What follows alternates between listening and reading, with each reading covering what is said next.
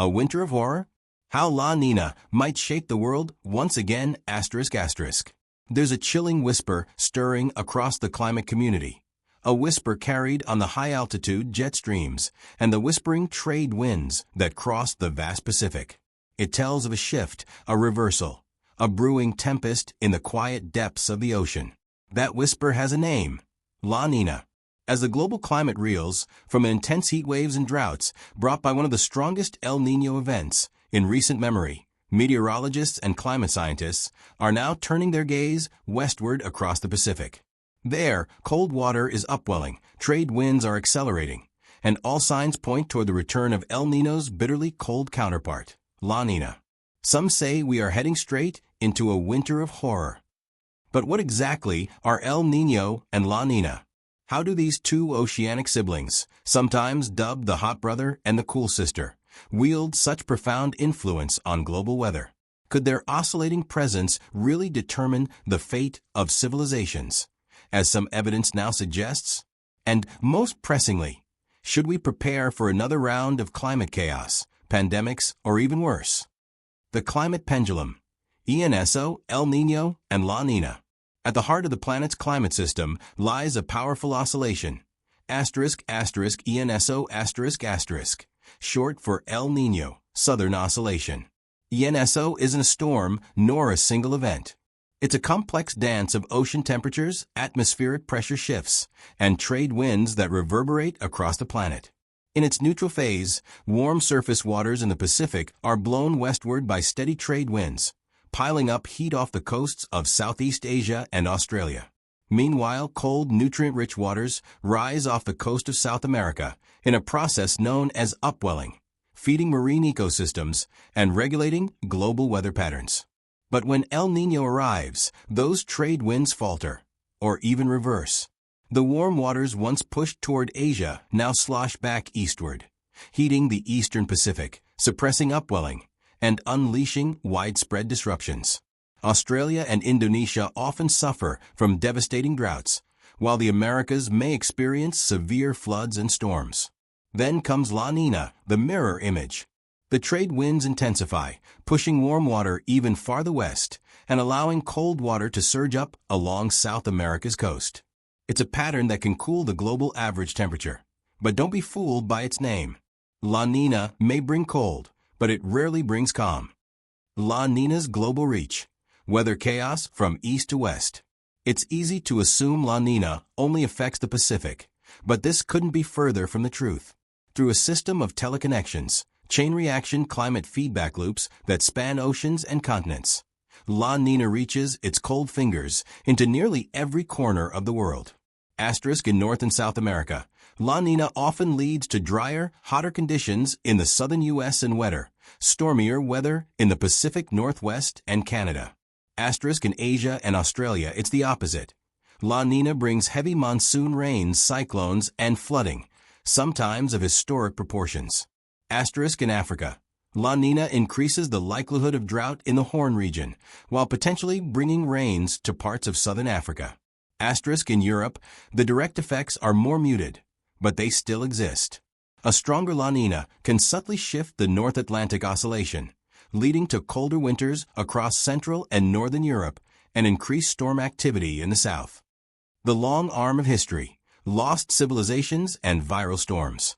It's not just modern humans feeling the impact of these mighty Pacific swings. Evidence suggests El Niño and La Nina have influenced the rise and fall of entire civilizations. Take the Moche civilization, which thrived along the arid coast of northern Peru between the 1st and 8th centuries. The Moche constructed an advanced irrigation system and monumental adobe structures, but they may have been no match for the wrath of El Niño. Geological evidence indicates the region suffered massive, prolonged flooding likely triggered by one or more intense El Niño events. Their mud brick architecture crumbled. Crops failed. Social collapse followed. And it's not just history books sounding the alarm. In more recent times, La Nina phases have suspiciously coincided with global disease outbreaks.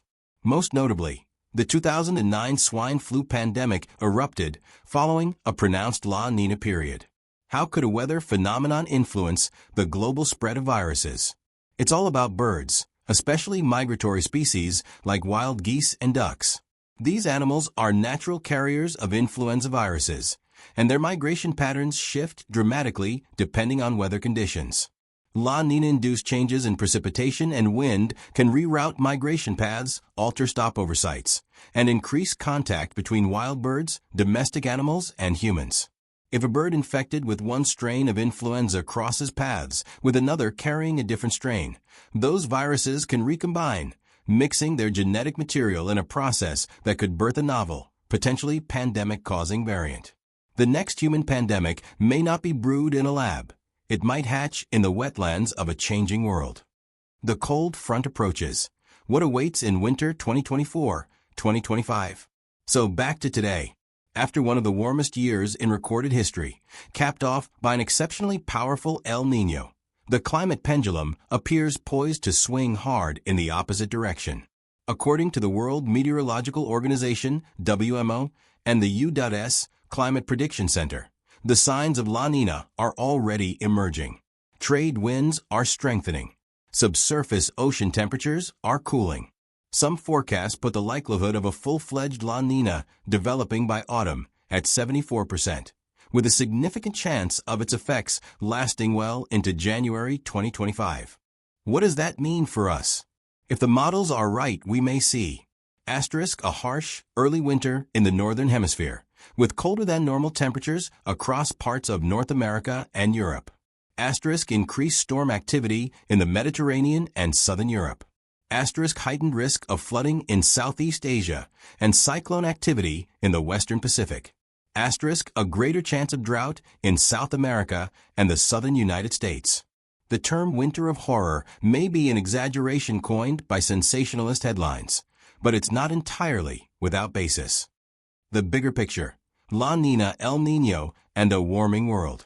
As dramatic as these oscillations are, a deeper, more dangerous trend is unfolding beneath them: man-made climate change. The ENSO system is no longer operating in a stable climate.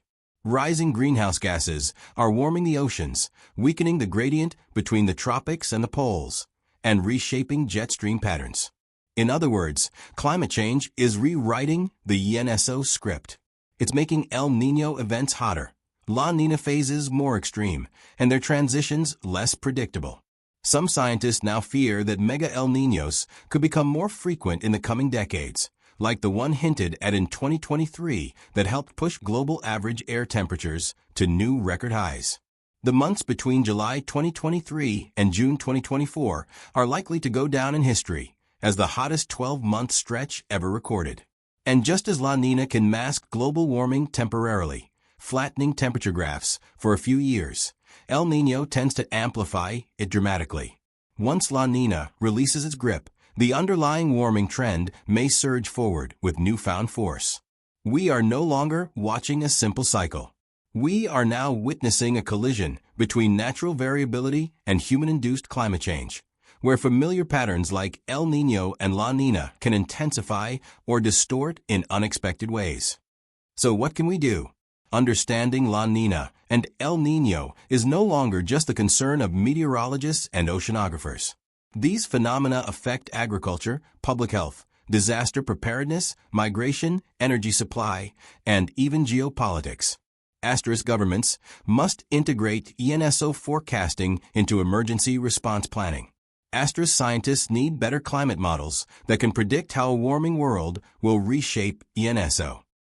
Individuals should stay informed not just about their local weather, but about how distant oceans shape the skies above them. Whether or not winter 2024-2025 becomes truly horrific, it will almost certainly be extraordinary. The Pacific is shifting, the atmosphere is watching, and the world is once again caught in the rhythmic but unpredictable sway of Earth's most powerful climate swing. If this kind of deep climate insight stirs your curiosity, don't forget to subscribe and follow. There's much more to uncover about the forces shaping our fragile planet. Until next time, stay warm, stay watchful, and stay weatherwise. ****.